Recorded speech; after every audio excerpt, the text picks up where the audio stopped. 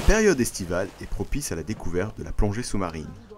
Nous avons suivi un groupe de plongeurs et de moniteurs pour faire le point sur les nouvelles dispositions qui visent à améliorer la sécurité.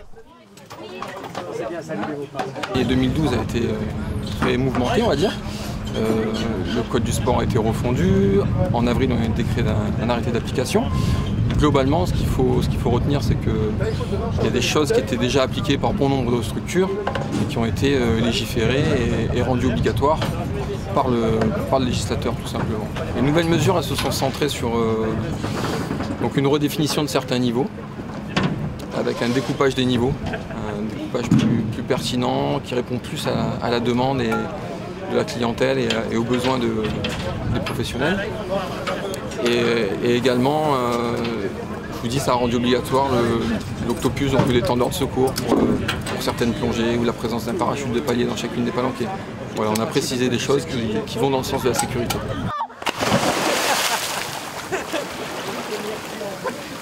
Ils sont pris en charge individuellement par un moniteur entre 0 et 6 mètres à la suite d'un briefing qui dure à peu près une dizaine de minutes à bord du bateau.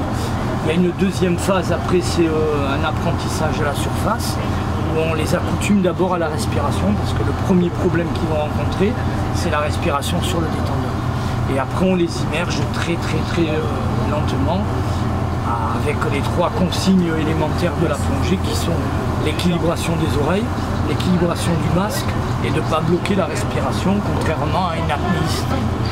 Maintenant, là où je pense que le bât blesse, c'est sur la réglementation des individuels, où il n'existe à l'heure actuelle absolument rien. C'est-à-dire que demain, vous pouvez aller louer votre matériel et aller plonger entre copains, sans formation, sans ne serait-ce que les premières consignes de sécurité indispensables. Donc effectivement, ça multiplie les accidents, ça jette un froid, on dirait, sur l'activité plongée, alors que c'est pas du tout le reflet de la réalité et des structures de plongée en particulier.